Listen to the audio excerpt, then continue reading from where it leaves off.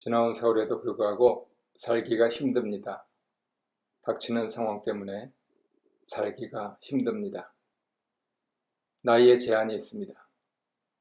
체력에 한계가 있습니다.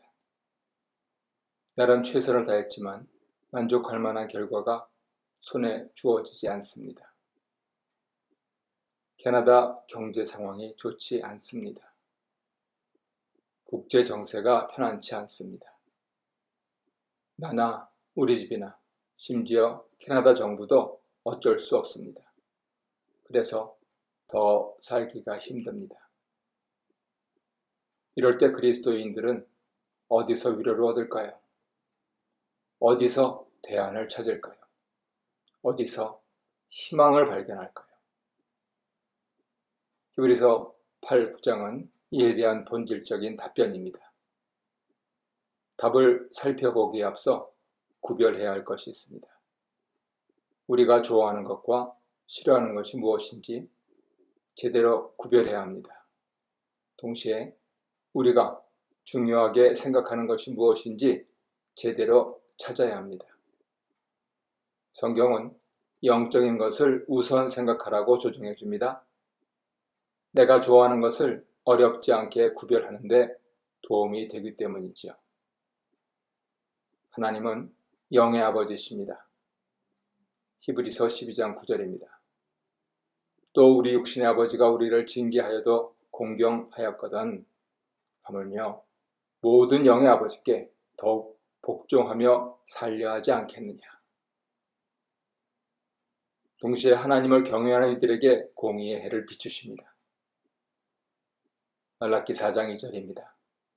내 이름을 경외하는 너희에게는 공의로운 해가 떠올라서 치료하는 광선, 날개를 비추리니 너희가 나가서 외양간에서 나온 송아지같이 뛰리라. 히브리서는 영의 우선됨을 설명하기 위해 장막을 소개합니다. 집이죠. 내 집을 좋아하는 이들에게 설득력이 있습니다. 구약에서 하나님의 집을 성소라고 불렀습니다. 거룩한 곳입니다. 성소를 최초로 건설하기는 모세입니다. 하나님 지시하신 그대로 지었습니다. 오늘날에도 미국의 랭카스터 등 여러 곳에 구약 성경에 있는 치수 그대로 지어놓은 성소가 있습니다. 이 성소를 성전으로 웅장하게 지은 이는 솔로몬입니다. 열심히 전쟁하며 축적한 재물로 성전을 지으려고 했던 이는 솔로몬의 아버지 다윗이었습니다. 하나님은 그가 세상 사람들의 피를 많이 흘렸다며 하나님 성전을 짓지 말라고 하셨죠. 대신 그의 아들이 짓겠다고 말씀하셨어요. 여러 아들들 가운데 우여곡절 끝에 솔로몬이 다윗의 뒤를 이었습니다. 그는 자기 왕궁 옆에 하나님 성전을 지어 자신이 하나님을 대리하는 통치자임을 과시했죠. 오늘날 성지순례에 가면 유대인 남성들이 벽에다가 종이머리를 끼워넣고 그 앞에서 머리를 앞뒤로 흔들며 기도드리는 거대한 벽이 있습니다.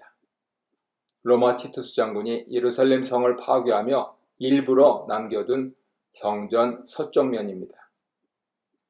히브리서는 위용찬란하게 건설된 하나님의 집이 외세에 의해 철저하게 무너진 시대를 전후해 전해졌습니다.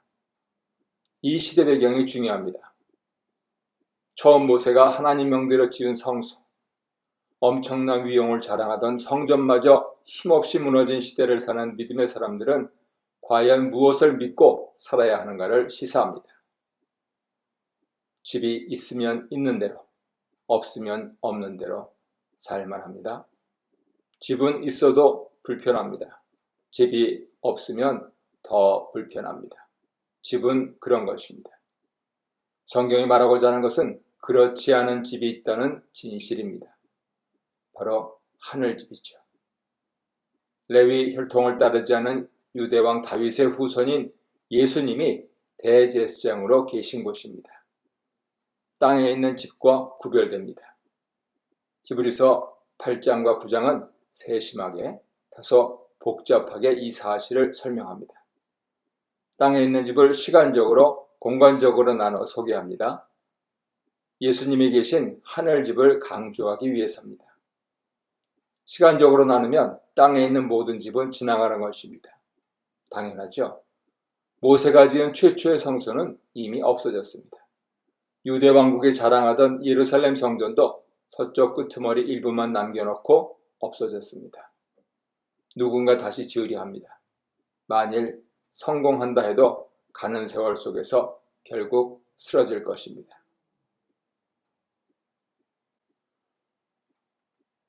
반면 히브리서는 사람 손에 의해 지어져 없어지는 것이 아닌 집이 있다고 합니다. 예수님이 계시는 집입니다.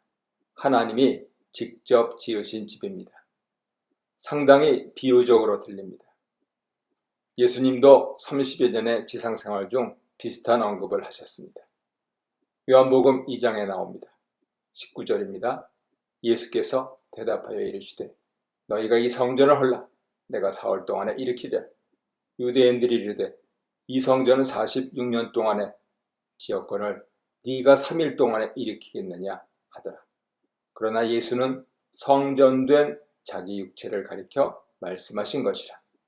죽은 자 가운데서 살아나신 후에야 제자들이 이 말씀하신 것을 기억하고 성경과 예수께서 하신 말씀을 믿었더라. 이 맥락입니다. 하나님의 아들이 십자가에서 인류의 죄를 대속하고 죽으셨습니다. 그런데 하나님께서 그를 다시 살리셨습니다. 요한복음 맥락에서 다시 사신 예수님은 하나님의 새 집입니다. 하늘로 승천하셔서 하나님 보좌 우편에 계시니 하늘집입니다. 그래서 예수님이 하늘집에 계신다라고 하는 것보다는 예수님이 하늘집이시다라고 말하면 더 정확합니다. 영적 진실입니다. 더 세심하게 살펴야 할 내용은 공간적인 측면입니다.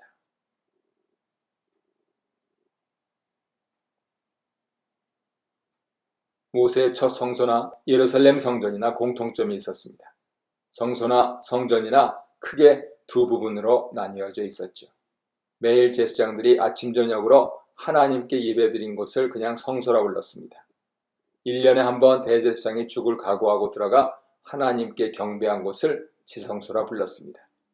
시간적으로 모든 성소나 성전은 없어졌습니다. 그런데 아직 성소와 지성소가 있을 때 예수님이 영원한 대제사장으로 하나님께 단번에 속죄 제사를 드리셨습니다. 오늘 성경은 예수님께서 십자가 고난을 받으시고 부활하시고 승천하셔서 하나님 보좌 우편에 앉으신 것을 대제사장으로서 지성소에 들어가신 것이라 말씀합니다. 이 속죄 제사를 통한 지성소로 들어가심이 가시화된 적이 있었죠.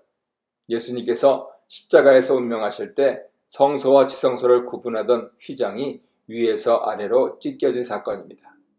마태복음 27장 51절입니다. 이에 성소 휘장이 위로부터 아래까지 찢어져 둘이 되고 땅이 진동하며 바위가 터지고. 이로써 예수님은 대제사장으로 죽을 각오를 넘어 죽으심으로 영원한 성전이 되셨습니다. 이 성전을 요한계시록은 새 예루살렘이라 부릅니다. 요한계시록 3장 12절입니다. 이기는 자는 내 하나님 성전의 기둥이 되게 하리니 그가 결코 다시 나가지 아니하리라. 내가 하나님의 이름과 하나님의 성 곧 하늘에서 내 하나님께로부터 내려오는 새 예루살렘의 이름과 나의 새 이름을 그의 위에 기록하리라. 성령님이 교회, 특히 최후 승리하는 교회에 하시는 말씀입니다. 그래서 여전히 땅에 있는 예루살렘만을 바라보면 다 쓰러집니다. 그래서 항상 여기서부터 하늘집, 새 예루살렘만을 바라보면 지상에서 영원으로 잇닿습니다. 지금 여기서 예수님을 믿는 이들의 특권입니다. 땅에 있는 성소에서, 성전에서 옛부터 그렇게 열심히 예배 드리던 이들이 꿈에 그리던 탁월하고 위대한 신분입니다. 히브리서 12장 22절입니다. 그러나 너희가 이른 곳은 시온산과 살아계신 하나님의 도성인 하늘의 예루살렘과 천만 천사와 땅의 장막과 하늘의 참 장막이 서로 어떤 관계에 있는지 깨닫게 되면 그리스도인들의 위대한 상태를 이해합니다. 더 이상 두려워하지 않고 담대함으로 하나님께 나아갈 수 있습니다. 우리가 매일 묵상하며 드리는 기도와 수요일, 목요일 모아 나누는 간증과 주일 함께 모여 드리는 기도와 찬송, 그리고 하나님 말씀을 통해 우리는 하나님 보좌 앞에 나아갈 수 있습니다. 이것이 복음입니다. 그럼에도 적지 않은 이들이 다시 땅으로, 구약으로 가시적인 예배 행위를 더 사모합니다. 얼마나 어리석은 일입니까? 도대체 왜 그럴까요? 아마 히브리서 당시 사람들도 적잖이 그랬던 것 같습니다. 그래서 성경은 새 예루살렘의 복음을 강조하기 위해 세 개의 비교급을 사용합니다. 더 아름다운 직분, 더 좋은 약속, 더 좋은 언약입니다. 예수님께서 위대한 하늘 대제사장 직분을 얻으신 것은 더 위대한 새 언약의 중보자가 되기 위해서였습니다. 더 위대한 새 언약은 더 위대한 약속으로 주어진 것입니다. 여기서 교회에 다니면서 그리스도인들이 새 힘을 얻는 동력이 발견됩니다. 옛 언약과 더 아름답고 좋고 위대한 새 언약의 관계 때문이죠. 율법에서 복음으로, 옛 언약에서 새 언약으로, 땅의 예루살렘에서 하늘의 새 예루살렘으로의 변화는 단순히 오래된 것을 새 것으로 갱신하는 문제가 아닙니다. 그 정도면 유대인들도 합니다. 그들은 새 언약을 이렇게 이해하는 경향이 있습니다. 자신들이 받은 땅이 가나안 복지이기 때문입니다. 그러나 그리스도의 영원한 대제사장 사역을 통해서 체결되는 새 언약은 질적으로 완전히 다릅니다. 같은 성경도 유대인과 그리스도인은 다르게 보죠. 대표적으로 예레미야 31장입니다. 31절입니다. 여호와의 말씀이라. 보라, 날이 이르리니 내가 이스라엘 집과 유다 집에 새 언약을 맺으리라. 이 언약은 내가 그들의 조상들의 손을 잡고 애굽 땅에서 인도하여 내던 날에 맺은 것과 같지 아니할 것은 내가 그들의 남편이 되었어도 그들이 내 언약을 깨뜨렸습니다. 여호와의 말씀이니라. 그러나 그날 후에 내가 이스라엘 집과 맺을 언약은 이러하니 곧 내가 나의 법을 그들의 속에 두며 그들의 마음에 기록하여 나는 그들의 하나님이 되고 그들은 내 백성이 될 것이라. 여호와의 말씀입니다. 그들이 다시는 각기 이웃과 형제를 가르쳐 이르기를 너는 여호와를 알라 하지 아니하리니 이는 작은 자로부터 큰 자까지 다 나를 알기 때문이라. 내가 그들의 악행을 사하고 다시는 그 죄를 기억하지 아니하리라. 여호와의 말씀입니다. 아멘. 하나님 주신 율법은 무음합니다. 이 율법을 받은 선택받은 백성들이 율법을 옛 언약으로 만들었습니다. 언약 백성들이 언약을 지키지 않았고 하나님 뜻을 행하지 않았습니다. 하나님은 그들을 돌보지 않고 심판하셨죠. 그래서 옛 언약에 흠이 있었다고 말해집니다. 동물피로 체결된 옛 언약은 언약 백성들과 그들의 자녀를 변화시키지 못했죠. 이러한 옛 언약의 무능함은 더 나은 새 언약의 도래를 기다리게 했습니다. 예레미야 상황에서는 그날이 새 출애굽, 즉 바벨론 유수에서 돌아와서 예루살렘이 다시 회복되는 때입니다. 역사는 그마저도 실패했음을 고발합니다. 하나님은 결국 아들을 보내십니다. 새 출애굽의 진정한 성취는 바벨론에서의 귀환이 아니라 예수님의 구속 사역을 통해서 이루어집니다.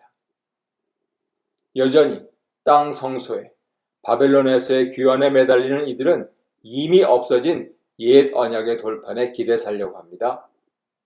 영화 속에서 상상하듯이 만일 그 돌판이 어디선가 발견된다면 고고학적으로 경제적으로 엄청난 가치가 있음을 뽐낼 것입니다. 그런데 우리는 우리 손에 그 돌판에 있던 내용을 이미 받아들고 있어요. 미심쩍으면 찬송가 제일 뒷장을 보세요. 그래서 전도서 1장 10절을 말씀합니다. 유대인 시각입니다. 무엇을 가리켜 이르기를 보라. 이것이 새 것이라 할 것이 있으랴. 우리가 있기 오래전 세대들에도 이미 있었느니라. 새 언약은 이와 다릅니다. 우리 손에 들린 돌파한 내용이 옛 언약이 될지 새 언약이 될지는 예수님을 믿는 이들의 마음에 달렸습니다. 새 언약은 마음에 기록되어 있기 때문입니다. 이를 깨달은 사도 바울은 이렇게 선포합니다. 로마서 10장 10절입니다. 사람이 마음으로 믿어 의에 이르고 입으로 시인하여 구원에 이르느니라. 고린도후서 5장 17절입니다. 그런즉 누구든지 그리스도 안에 있으면 새로운 피조물이라. 이전 것은 지나갔으니 보라 새 것이 되었도다.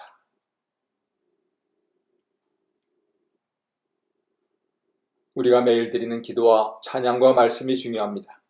예수님이 완성하신 새 예루살렘을 사는 지름길이기 때문입니다. 과거 대제사장도 1년에 한 번 죽을 각오가 들어갔던 지성소를 예수님의 보혈 공로에 의지하여 매일 사는 길입니다. 새 언약을 주님 사랑하는 마음으로 사세요.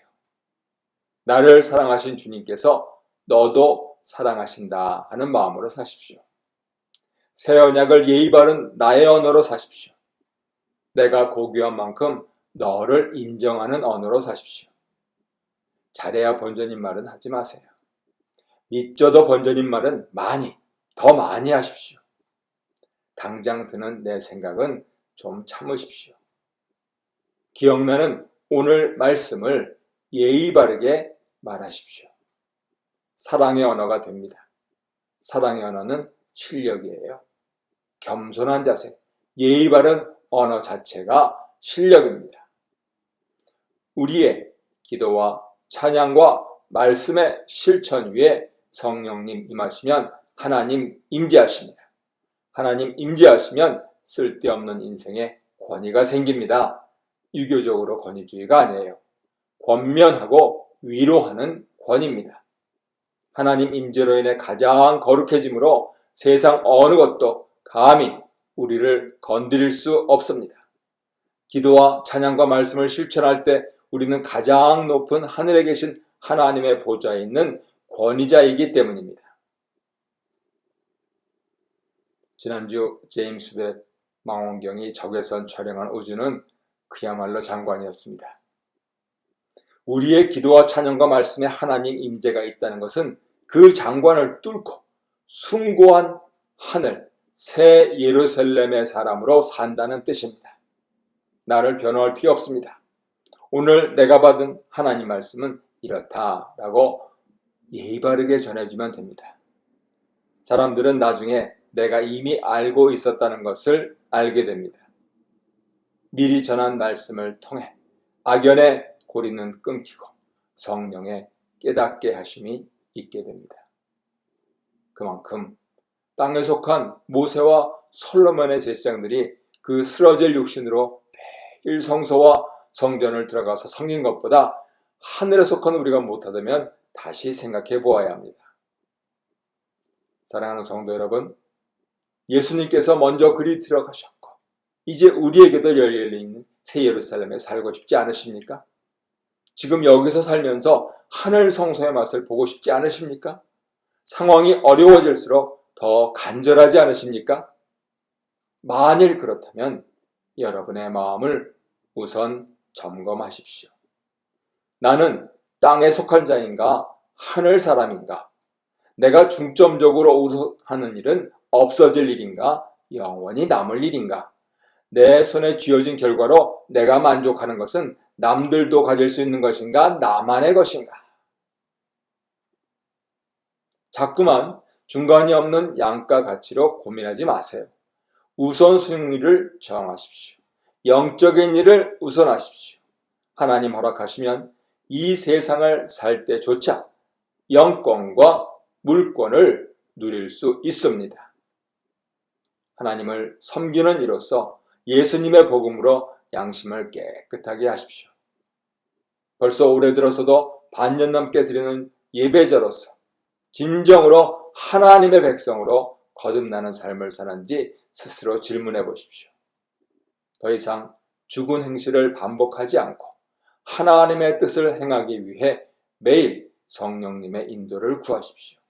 그럴 때 새 언약의 속죄 사역으로 성취돼 완전한 죄 씻음으로 여러분은 지성소에서 하나님과 동행하는 길을 걷게 됩니다.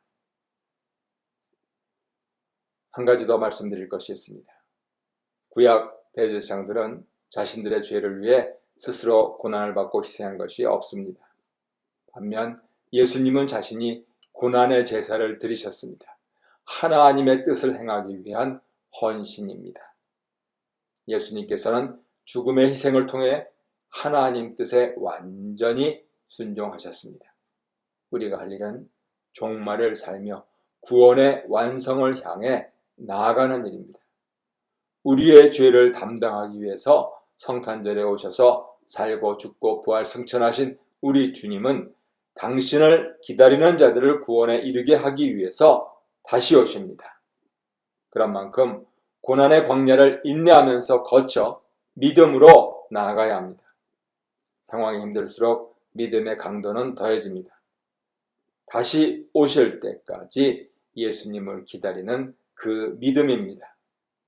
우리의 대제사장이신 예수님을 바라보고 그를 따라 믿음으로 나아가는 것이 그분을 기다리는 것입니다. 구약 백성들과 달리 우리는 성공적으로 기다릴 수 있습니다. 그리스도의 보혈로 양심이 정결하게 된 우리는 더 이상 죄의 지배를 받지 않고 성령의 은혜로 고난을 이기면서 기다릴 수 있기 때문입니다. 위대하신 예수님의 보혈의 능력입니다. 오는 주간 성령으로 흠없는 자신을 하나님께 드린 그리스도의 피가 여러분의 삶 속에서 위대한 효과를 나타내시기를 바랍니다. 간구하시는 그리스도의 중보 사역을 체험하며 예수님 이름으로 승리하시기를 바랍니다.